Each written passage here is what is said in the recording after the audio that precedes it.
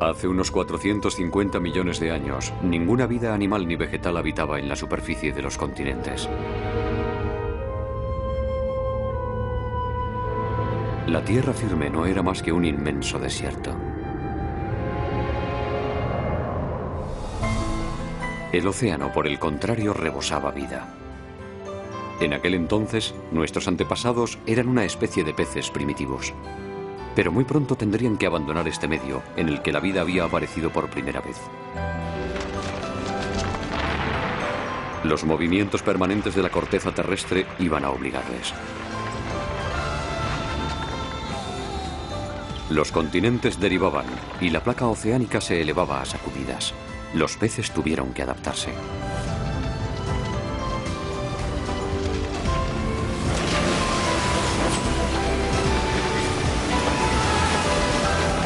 El movimiento de las masas continentales les impulsó a abandonar su hábitat ancestral. Pero esta terrible prueba fue justamente el origen de un salto evolutivo formidable.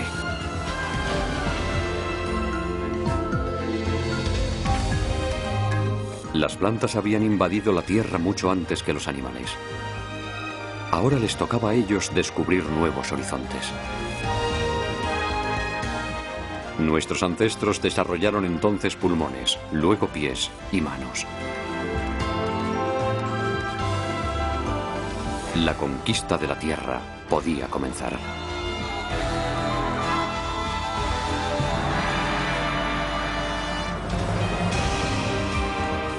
Planeta Tierra.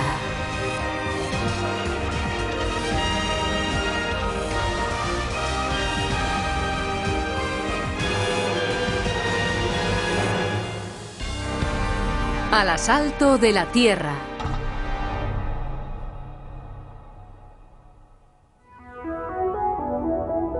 Así era nuestro planeta hace 450 millones de años, antes de que la vida se aventurara fuera del agua. En aquel tiempo, en la zona del Ecuador, 3 continentes de reducido tamaño rodeaban a un océano.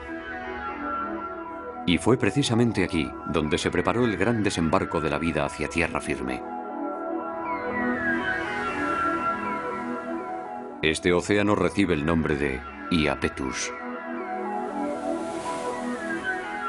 Sus aguas luminosas y poco profundas eran un auténtico paraíso para la vida.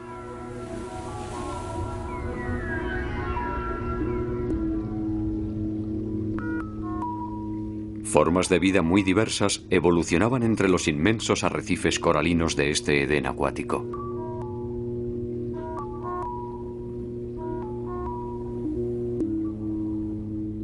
En ese momento de nuestra historia, nuestros ancestros pertenecían a una especie llamada Arandaspis.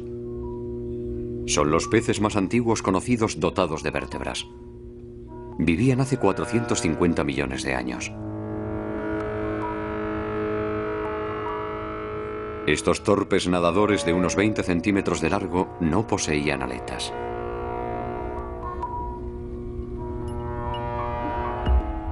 El Arandaspis debía de ser bastante pacífico. Se alimentaba de microbios que absorbía del fondo.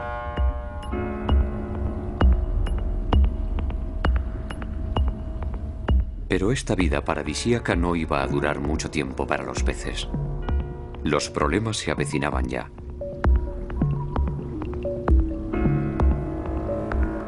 ¿Qué tipo de problemas? Los trilobites, una de las especies más extendidas de este periodo, nos permiten adivinar de qué naturaleza eran. Entonces existía una gran variedad de estos animales.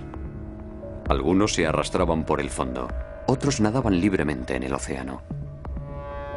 Pero a partir de un determinado momento todos comenzaron a mostrar signos de cambio.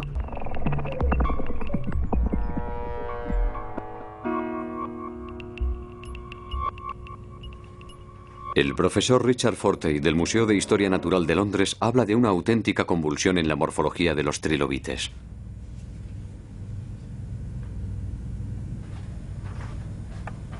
En sus orígenes eran básicamente planos, pero de repente empezaron a desarrollar formas muy diversas.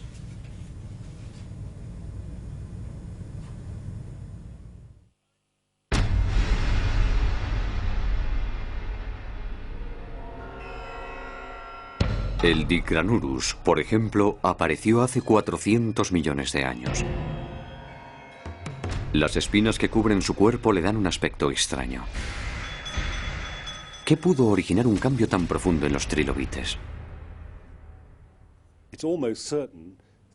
Podemos asegurar casi con certeza que se trata de una reacción defensiva ante una mayor presión ejercida por los distintos predadores.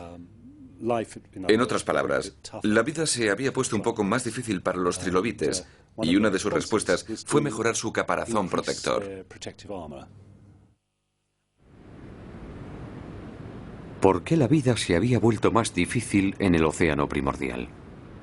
Según el profesor Fortey, se debió principalmente a la disminución de las aguas poco profundas que habían proporcionado un hábitat ideal a numerosas especies. Estamos en Shropshire, al oeste de Inglaterra. Hace 440 millones de años, estas tierras se encontraban exactamente en el Ecuador. Una parte del océano Iapetus las cubría. En esta cantera caliza existen numerosas pruebas de la antigua presencia de un rico ecosistema oceánico. Fíjese en esto, es extraordinario. Es una cadena de corales tabulados. La presencia de estos corales fosilizados sugiere una gran abundancia de vida. Su tamaño indica que se estuvieron desarrollando aquí durante varios siglos. Sin embargo, a partir de un momento concreto, este testigo de la riqueza del medio marino desapareció bruscamente. No quedó ni rastro de este mar idílico. Pero esta vez, ni el impacto de un asteroide, ni los avatares de la vida fueron la causa de tal conmoción. El cambio vino del interior del planeta.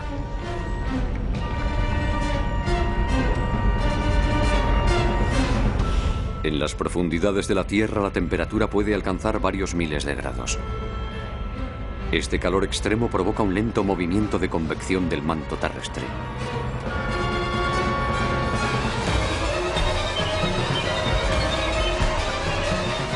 Dicho movimiento empuja a las masas continentales a una deriva sin fin sobre la superficie del planeta.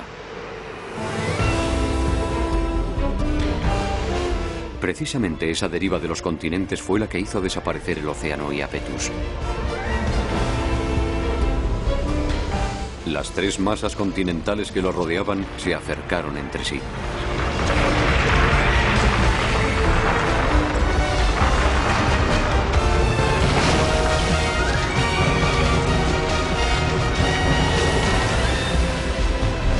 Entonces, tras una serie de cataclismos, la superficie del mar se vio reducida por el avance de los continentes.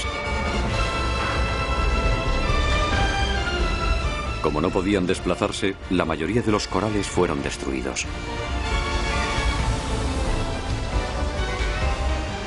Algunos peces lograron escapar, pero ya solo disponían de zonas muy reducidas de macizos coralinos.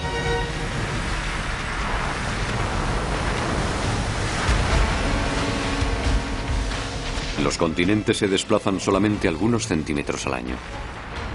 Pero en pocas decenas de millones de años, hicieron desaparecer el océano al que rodeaban.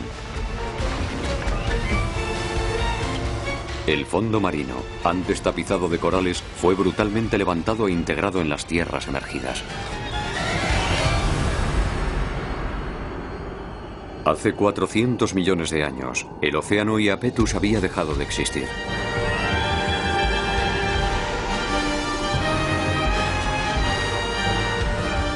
Las tres masas continentales se juntaron en un solo continente. Solo su contorno albergaba todavía los mares coralinos que constituían el hábitat privilegiado de trilobites y de peces.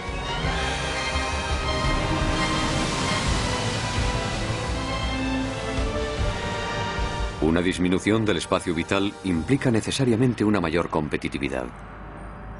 La ley de la jungla reinó a partir de entonces en los mares coralinos periféricos. Para el profesor Fortey, eso es lo que explica la transformación de los trilobites. En el Museo de Historia Natural de París se pueden ver fósiles de las especies que dominaban aquel universo de aguas poco profundas.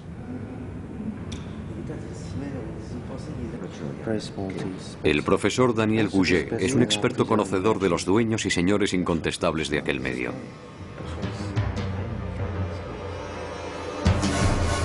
Estos son placodermos, peces dotados de una poderosa mandíbula.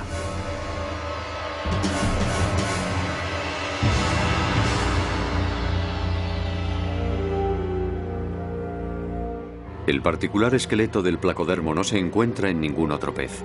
La parte anterior de su cuerpo estaba protegida por verdaderas placas de armadura ósea. Y en la boca, en lugar de dientes, dos huesos planos funcionaban como una cizalla. Provistos de estas armas, los placodermos se adaptaron a todos los ecosistemas de aguas poco profundas hasta convertirse en los amos de los mares.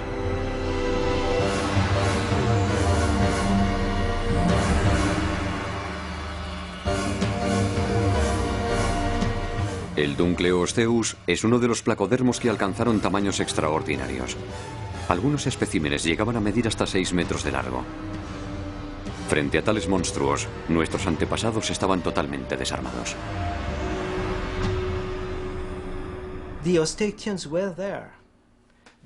También estaban los osteictios, pero vivían bajo el dominio absoluto de los placodermos, mucho mejor adaptados a toda clase de ecosistemas. Representaban entre el 75 y el 80% de los vertebrados que se podían encontrar en los depósitos devonianos. Nuestros antepasados osteictios se veían ensombrecidos por estos placodermos que les impedían desarrollarse. No tenían más remedio que evolucionar para sobrevivir. 60 millones de años más tarde, el Pacífico Arandaspis se había convertido en un pez llamado Eustenopteron. Dotado de aletas, era un eficaz nadador. Pero no era una baza suficiente para dominar la competencia que reinaba entonces. En estas aguas, donde los peces gigantes eran los reyes, el Eustenopteron debía superar otra etapa.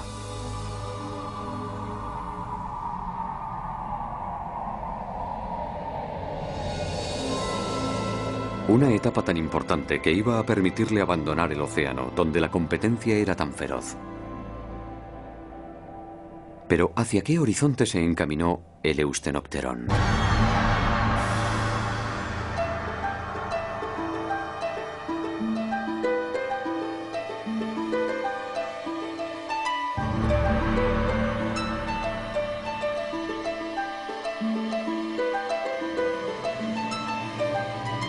Este mapa puede ayudarnos a responder a la pregunta. Muestra la posición actual de los sitios donde han sido descubiertos fósiles de Eustenopteron y de sus descendientes. Si retrocedemos en el tiempo para ver dónde se encontraban estos lugares hace 400 millones de años, se puede constatar que formaban parte de una misma masa continental. Todos proceden de una zona situada en el corazón de este vasto continente, nacido de la colisión de 3 placas terrestres más pequeñas. Sin embargo, justo después de esta gigantesca colisión, el continente resultante solo era un inmenso desierto. Es difícil imaginar dónde pudieron instalarse los peces.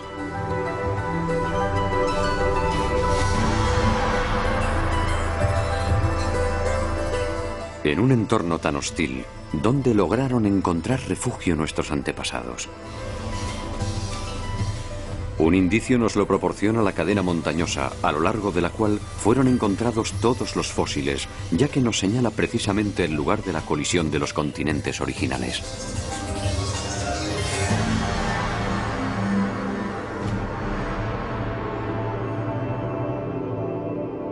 Estamos en Sognefjord, Noruega.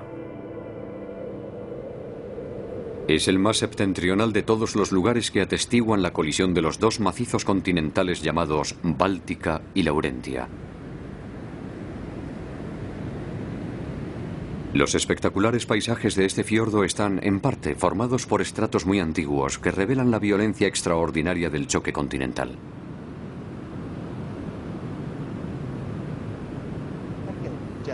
Esta curvatura visible en los estratos es un pliegue. Nos muestra cómo se comporta la superficie de la Tierra cuando chocan dos continentes. Las rocas más sólidas se doblan como un malvavisco bajo la enorme presión ejercida durante largos periodos de tiempo.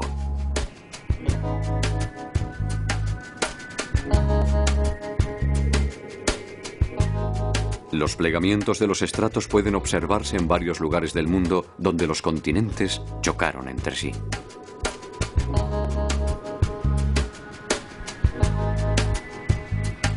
Es el caso de Monreith Bay, en Escocia. Hace 430 millones de años, este lugar formaba parte del océano Iapetus.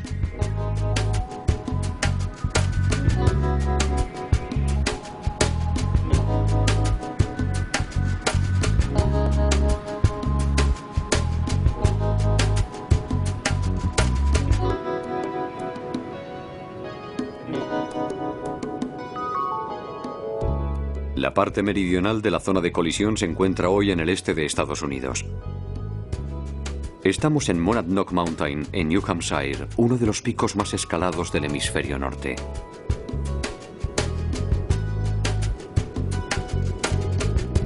Cerca de la cima a la que están a punto de llegar excursionistas se ven claramente las huellas de los pliegues en la roca. El estrato plegado se extiende a lo largo de varios miles de kilómetros, desde Noruega hasta Estados Unidos.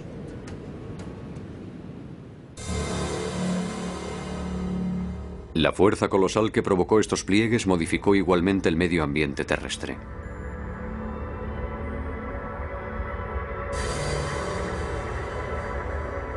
Hace 400 millones de años, después de la desaparición del océano Iapetus, la deriva de los continentes continuó.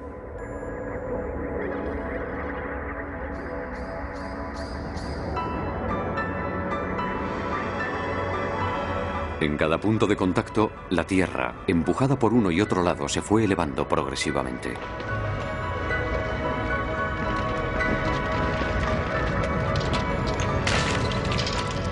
Durante 40 millones de años, la presión continuó, dando lugar a una inmensa cadena montañosa llamada Cadena Caledoniana.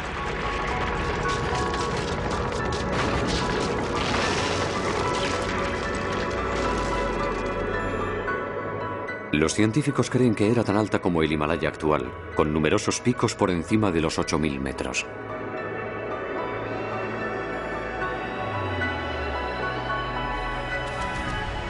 Fósiles de Eusthenopterón y de otras especies animales fueron hallados amontonados a los pies de la cadena caledoniana. ¿Por qué precisamente en este lugar?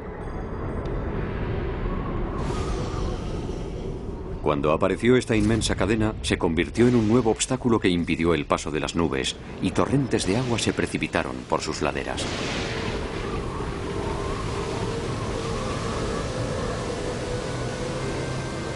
El agua, al horadar la ladera, formó ríos.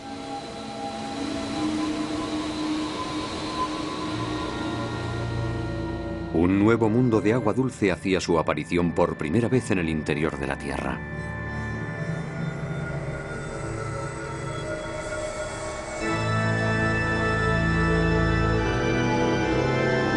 Para los peces, que luchaban por su supervivencia en las aguas poco profundas que bordeaban el continente, estos grandes cursos de agua dulce que desembocaban en el mar eran un refugio inesperado. Pero estos ríos no constituían un hábitat totalmente protegido. En aquel tiempo, el musgo y los pequeños helechos apenas empezaban a implantarse en la tierra. Las orillas de los ríos seguían siendo en su mayoría desérticas. Bajo los rayos del sol, la tierra se secaba y se cuarteaba. Cuando llovía, los ríos se desbordaban y se transformaban en torrentes de lodo. Estas primeras aguas dulces constituían un medio muy inestable, así que para los peces instalarse no resultaba tarea fácil.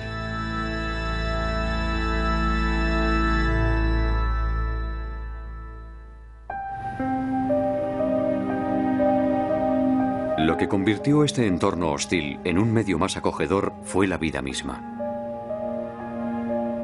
En Estados Unidos, en Pensilvania, un estrato geológico rojo sigue a lo largo de esta carretera.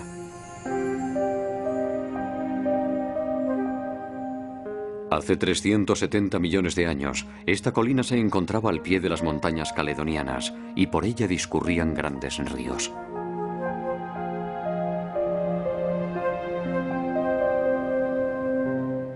En estas capas se han encontrado fósiles, pertenecen a una especie que contribuyó a la migración de los peces hacia el agua dulce.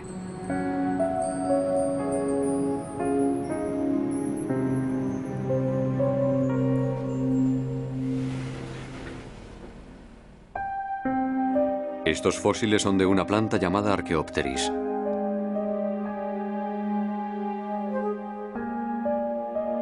Se trata del árbol más antiguo descubierto en la Tierra hasta la fecha. Apareció hace 370 millones de años.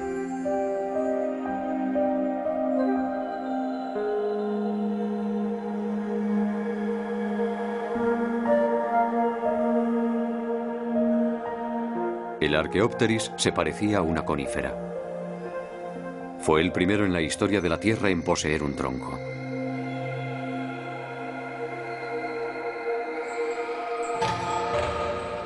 Sus raíces se desarrollaban en profundidad sobre un largo perímetro y lo anclaban sólidamente a la tierra. Su tronco se ensanchaba cada año y se cree que podía alcanzar hasta 20 metros de altura.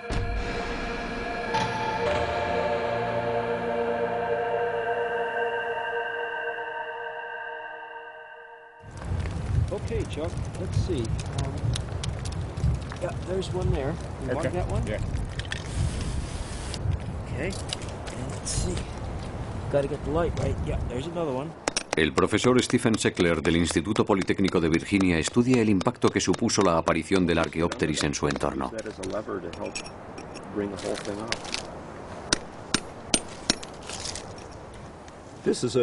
Es una hermosa cepa de Archaeopteris, muy representativa de los árboles de aquella época. Debe de tener unos 25 centímetros de diámetro.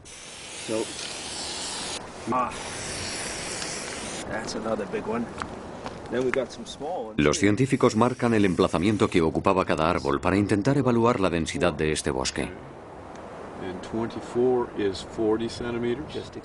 El Archaeopteris no encontraba en la Tierra ninguna otra planta de gran tamaño y colonizó rápidamente todas las orillas de los ríos.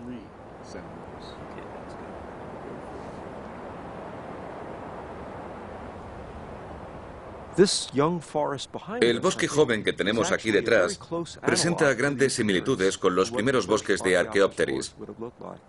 Estos árboles de tronco blanco, actualmente pelados, tienen poco más o menos el mismo tamaño que los primeros Archaeopteris. Su aparición supuso un cambio del ecosistema en su globalidad.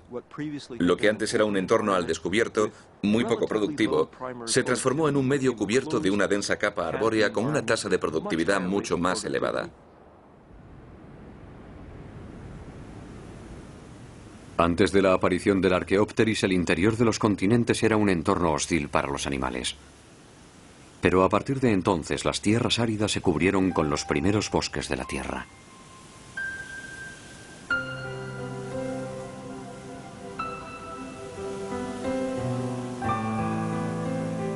El suelo, hasta entonces resecado por los rayos del sol, se beneficiaba ahora de la sombra de los árboles. En los bosques se formaban lagos y pantanos, creando en el interior de los continentes cada vez más zonas habitables para la fauna acuática. Ese momento preciso fue el elegido por nuestro antepasado, el Eustenopterón, para salir del océano e instalarse en este nuevo mundo de agua dulce. Pero el Archaeopteris debía jugar otro papel primordial. La caída de sus hojas iba a proporcionar una valiosa fuente de nutrientes para los peces.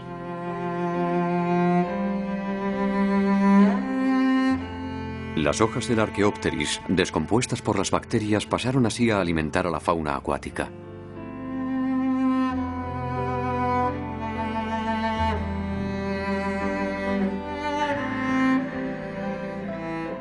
En este medio ambiente de agua dulce, los peces comenzaron a evolucionar hacia nuevas formas de vida. La aparición de los bosques había creado un mundo totalmente virgen que acogía a los animales más débiles, expulsados de los océanos. Para nuestros antepasados que se refugiaron aquí, el bosque de Archaeopteris fue realmente una dulce protección.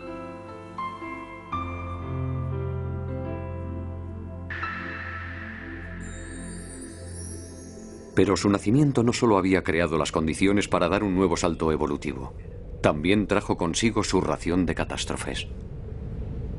¿A qué nuevos problemas se enfrentó la vida en estos pantanos recién creados? En Sudamérica se encuentra la respuesta a esta pregunta.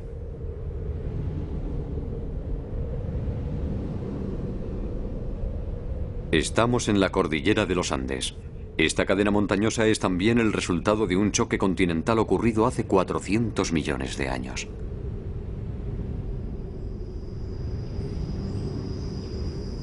Al pie de estas montañas existe igualmente un mundo de vastos bosques y de fértiles cursos de agua. Es la Amazonia.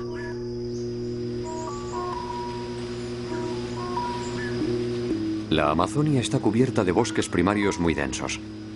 Aquí se encuentran las especies acuáticas más exóticas.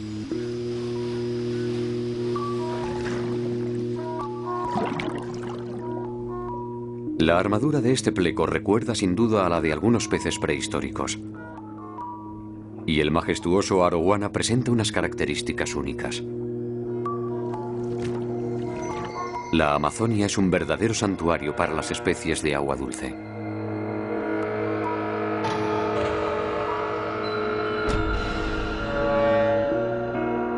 También aquí, las hojas y las ramas sumergidas constituyen valiosos recursos nutritivos para los peces.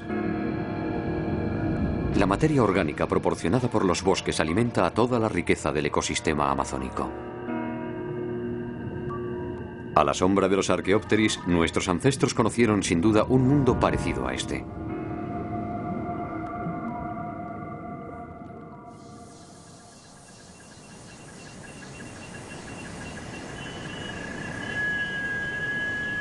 Pero en la Amazonia, el mes de junio señala el principio de la estación más difícil para los peces. La estación seca se acerca y las lluvias son muy escasas. A lo largo de esta estación, el nivel del Amazonas desciende 18 metros. Cuando las aguas se retiran, solo dejan tras de sí algunos charcos dispersos. Y la estación seca dura 4 meses.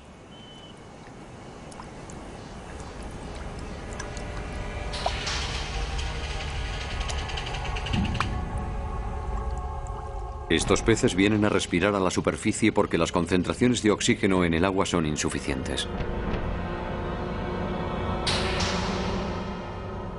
Cuando hay menos agua y las temperaturas son más elevadas, la cantidad de oxígeno disuelta en el agua disminuye.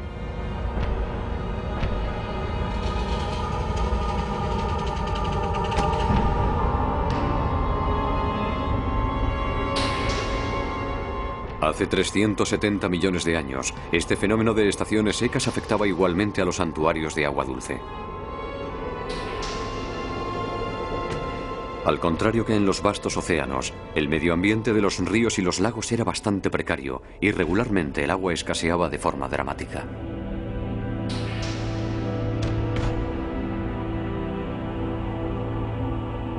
En las estaciones secas, los Archaeopteris que antes habían prodigado todos sus beneficios se convirtieron también en una fuente de problemas. Para descomponer las hojas caídas en el agua, las bacterias consumían una gran cantidad de oxígeno.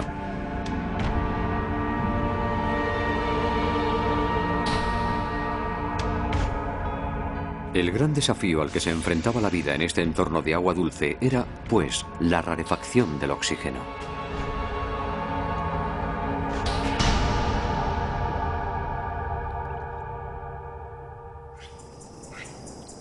¿Cómo pudieron nuestros ancestros superar este problema?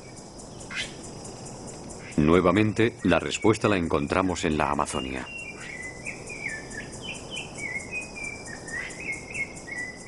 Aquí vive una especie capaz de acostumbrarse a las estaciones secas más terribles.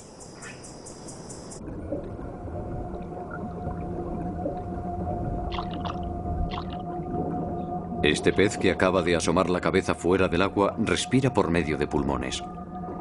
Es un dipneo. Este tipo de pez no se preocupa por el nivel de oxígeno del agua, pero si no sube a la superficie para respirar en el exterior, se ahoga. Estudios recientes han demostrado que el dipneo es uno de los parientes más cercanos de nuestros antepasados que vivían en la época de los Archaeopteris.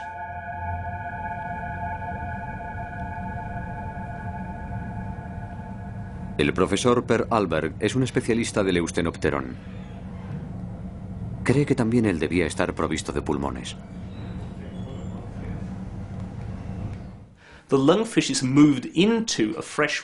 Los dipneos vivieron en los pantanos de agua dulce al mismo tiempo que los primeros tetrápodos. Se han hallado fósiles de ambas especies en los mismos estratos. De modo que, cuando observamos a los dipneos actuales y su sistema respiratorio, estamos viendo a un animal muy cercano a los primeros tetrápodos. Los pulmones aparecieron para permitir a estos animales respirar incluso en aguas tropicales pobres en oxígeno. Los científicos han tratado de reconstruir las etapas de la aparición de los pulmones en los peces prehistóricos. En un primer momento, la parte superior del esófago se infló, transformándose en un esbozo de pulmón. Y cuando se produjo la migración de los peces del océano hacia el agua dulce, estos apéndices se desarrollaron especialmente. El interior de estos nuevos órganos estaba relleno de vasos sanguíneos para permitirles absorber más oxígeno. De modo que fue precisamente la exposición a los violentos cambios del hábitat de agua dulce y la variación en la concentración en oxígeno lo que obligó a los peces a desarrollar órganos respiratorios como los pulmones. Esta adaptación iba a facilitar el siguiente salto evolutivo. A partir de ahora, la vida podía abandonar su cuna oceánica para extenderse prácticamente por todos los hábitats, tanto en la tierra como en el aire.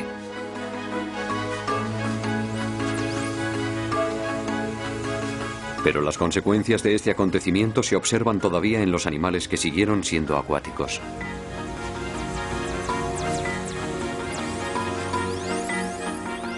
La mayoría de los peces que existen actualmente son, en realidad, descendientes de los primeros dipneos que se establecieron en agua dulce.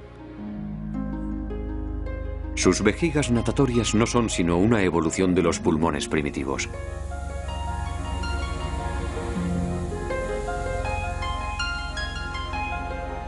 Casi todos los peces que permanecieron en el océano estaban destinados a desaparecer.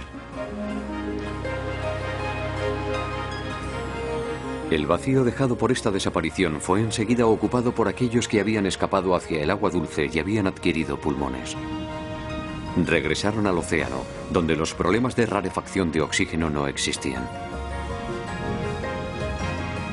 Sus pulmones cambiaron de función para convertirse en vejigas natatorias. Esta nueva ventaja les permitió un desplazamiento más rápido sin desgaste suplementario de energía.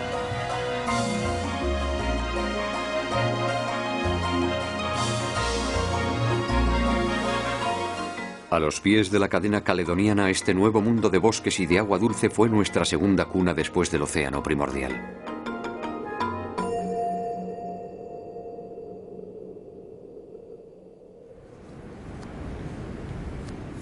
Nuestros ancestros estaban ahora equipados de pulmones y se habían adaptado a este nuevo medio. Para acceder a tierra firme solo les quedaba desarrollar miembros. La profesora Jennifer Clark, de la Universidad de Cambridge, descubrió un fósil que nos ha permitido entender mejor cómo aparecieron nuestras manos. En 1987, mientras realizaba excavaciones en distintos lugares del mundo, descubrió en el este de Groenlandia un fósil en un estrato de 360 millones de años de antigüedad. Se trataba del fósil de un animal llamado Acantostega. Un fósil particularmente valioso porque se trataba del único en el mundo en haber conservado la morfología completa del animal. Para su sorpresa, el animal poseía visiblemente manos y dedos. Es la más antigua forma de vida provista de manos descubierta hasta el momento.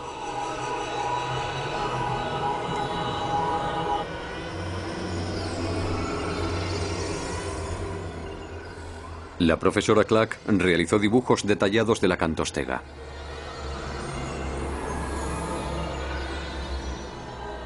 Era un animal extraño, parecido a un pez, pero dotado de pies y de manos. Medía aproximadamente 1 metro de largo. Su cola se parecía a la aleta caudal de los peces, pero su cráneo era más sólido que el de un pez y su cuello era, sin duda, articulado.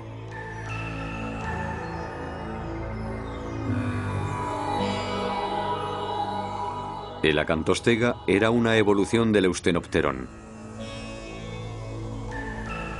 Sus aletas pectorales se transformaron en patas anteriores y las aletas ventrales en patas posteriores.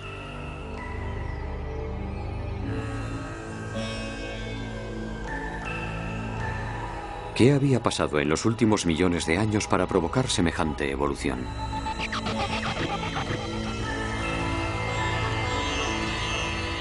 Los dedos de la acantostega planteaban, además, otro problema. Cada miembro anterior constaba de 8 dedos. Sin embargo, desde hacía mucho tiempo se pensaba que desde los primeros estadios de la evolución, las manos solo constaban de 5 dedos.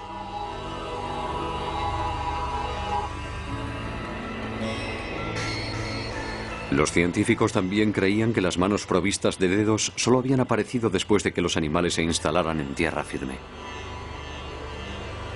El hallazgo de una criatura acuática con 8 dedos conmocionó al mundo científico. Se trataba de un descubrimiento revolucionario que obligaba a replantearse la aparición de la mano. Fue algo extraordinario, ya que hasta entonces se creía que los dedos habían sido siempre 5, que no podía haber más. Como es lógico, aquello hizo a todo el mundo recapacitar sobre el origen de los miembros. Cambió radicalmente la forma de plantearse su aparición y su desarrollo. Al principio, la doctora Clack pensó que las manos y los pies habían aparecido para facilitar el desplazamiento terrestre. Pero el análisis del esqueleto descartó esa posibilidad.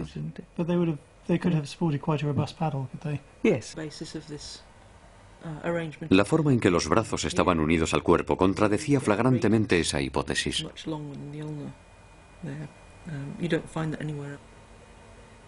Los brazos de la acantostega salen del cuerpo en horizontal. Al estar sujetos a una mayor gravedad en tierra, esta posición no permitía al animal soportar su peso.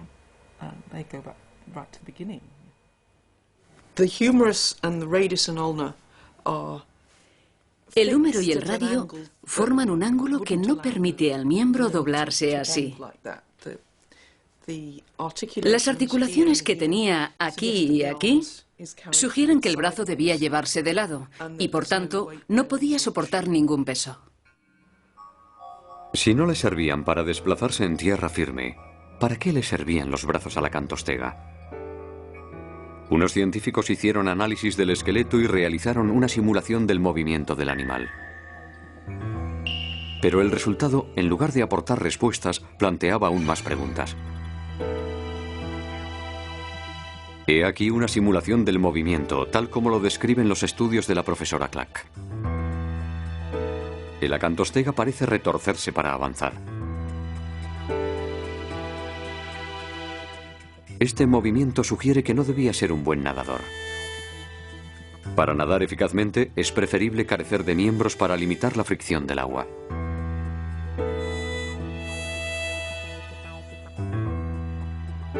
Entonces, ¿por qué el acantostega desarrolló pies y manos? Un enigma muy complicado de resolver.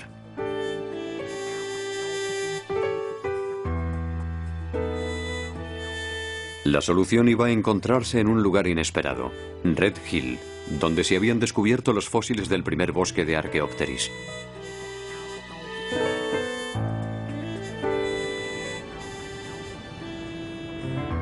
En esta zona se han encontrado muchos fósiles de peces. Estos peces fueron los primeros en dar el gran salto evolutivo que les dotó de pulmones.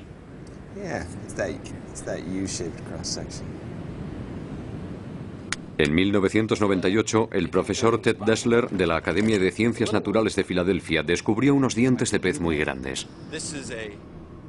Miden más de 8 centímetros de largo.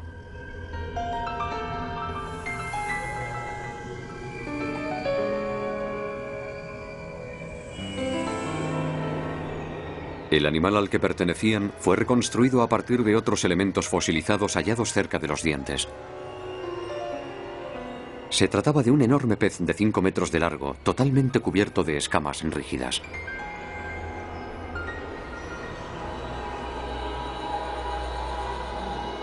Su nombre, Ineria, el más impresionante de todos los dipneos carnívoros de ese periodo. En aquel entonces era sin duda el rey de los ríos.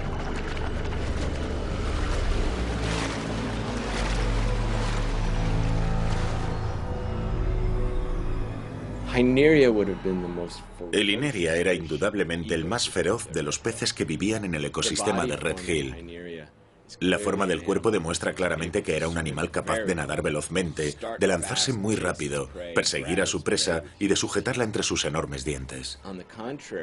Los primeros animales dotados de miembros no parecían estar equipados para escapar a tanta velocidad y voracidad.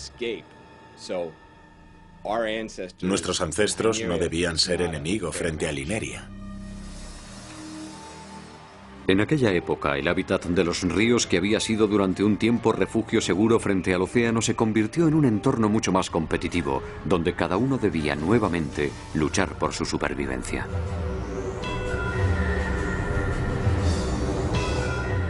Lejos de los 5 metros de Ineria, el acantostega parecía muy vulnerable. Una vez localizado, no tenía ninguna oportunidad de escapar a una muerte segura.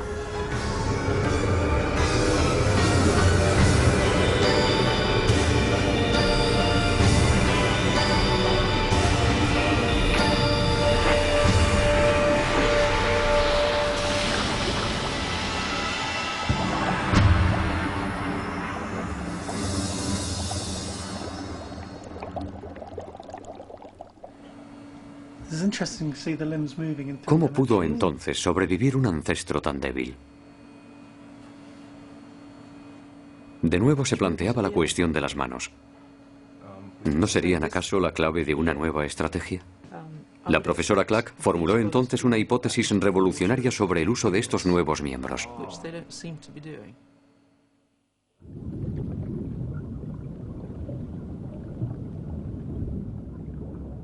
Este pequeño pez que podemos observar en la actualidad fue el que la puso sobre la pista.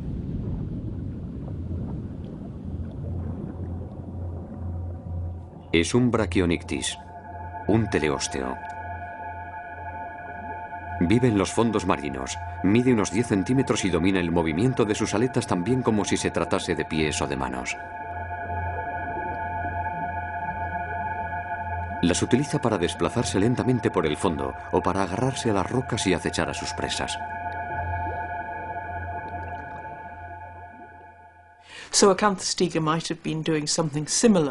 El acantostega se comportaba tal vez de la misma forma en los ríos pantanosos. Podía apartar la vegetación del fondo, cosa que no puede hacerse con aletas. Hay que suponer que era un medio ambiente tropical, parecido al de la selva amazónica. Por lo tanto, era un entorno pantanoso, lleno de vegetación submarina y de hojas caídas de los árboles que bordeaban las orillas. Casualmente, los primeros árboles aparecidos en la Tierra, los Archaeopteris, tenían otra característica que iba a resultar muy útil a los seres vivos. Cuando sus hojas caían, lo hacían con su rama. En aquel tiempo, grandes cantidades de ramas se apilaban probablemente en el fondo del agua.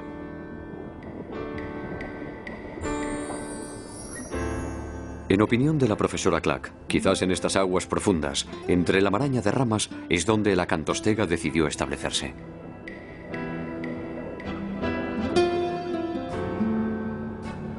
Disponía de pocos medios de defensa, así que había abandonado las zonas de nado libres en medio de las lagunas o de los grandes ríos para llevar una vida más discreta cerca de las orillas.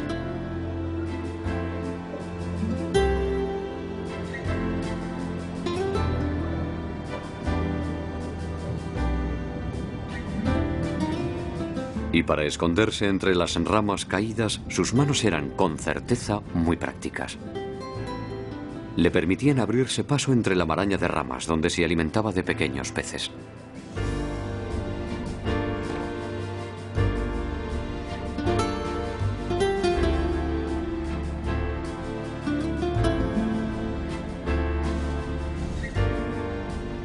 De este modo, cuando nuestros ancestros se enfrentaron a la amenaza de los predadores gigantes como el Ineria, no intentaron competir equipándose de dientes aún más temibles, sino que optaron por una vía más pacífica, evitando la confrontación.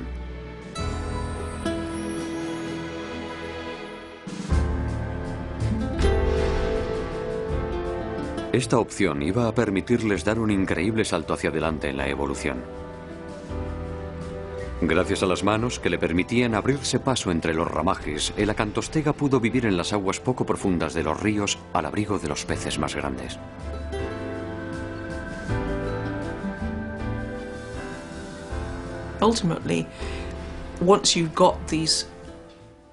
Una vez adquiridas estas aptitudes intermedias, que ni están completamente adaptadas al elemento acuático ni a la vida en tierra firme, podemos imaginar que con el paso del tiempo se fue desarrollando progresivamente una verdadera adaptación a la vida terrestre. El acantostega era en realidad una especie débil que se encontró en un medio muy hostil. Permaneciendo en el agua, ciertamente no hubiese tenido descendencia.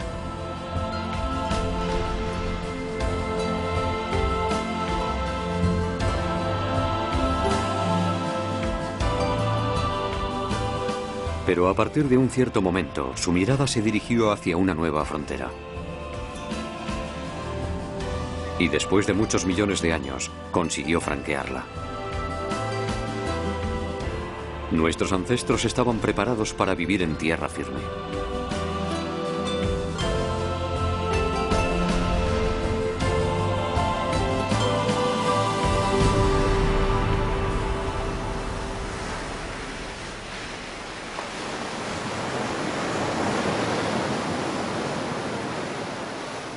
La isla de Valencia está situada en la costa oeste de Irlanda, pero antaño era uno de los pantanos que se extendían al pie de las montañas caledonianas.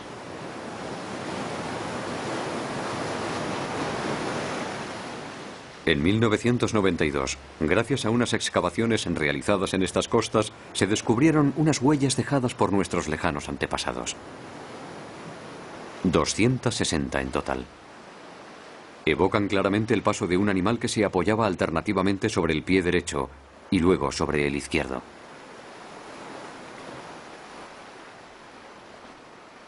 Constituyen las huellas de pasos más antiguas encontradas en la Tierra.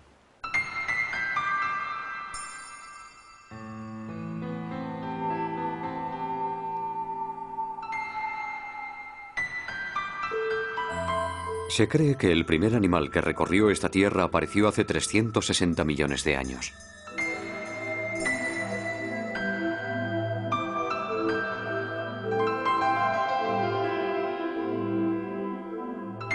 Medía aproximadamente 1 metro de largo y recibió el nombre de Pederpes. Era uno de los descendientes de la acantostega. Un animal frágil que había logrado la hazaña. La conquista de la tierra firme por esta especie única fue una verdadera proeza que daría lugar a todas las especies de vertebrados terrestres.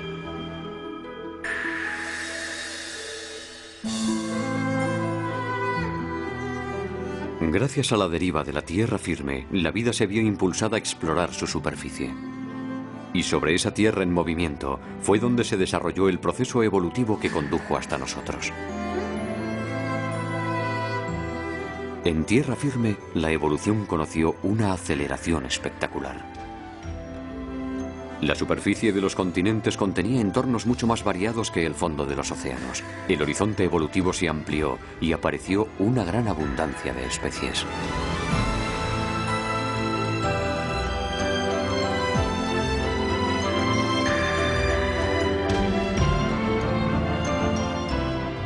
Muy pronto nuestros antepasados iban a conocer otra revolución ligada a los árboles. Fue hace 60 millones de años. Esta vez los árboles fueron las angiospermas, árboles portadores de frutos.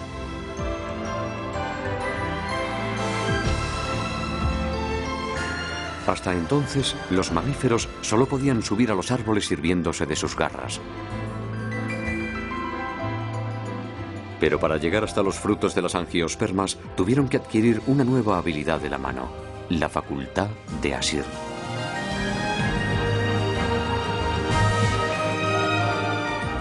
Cuando el pulgar cambió de posición para permitir a la mano coger cosas, la era de los primates, nuestra familia, comenzó. Al dejar los bosques, los hombres desarrollarían aún más la habilidad de la mano para crear todo tipo de cosas. Las manos iban incluso a adquirir la posibilidad de expresar sentimientos y emociones. Nuestras manos son el resultado de la continua evolución de la vida. Son la herencia que nos legaron los antepasados que se refugiaron en los pantanos hace 400 millones de años.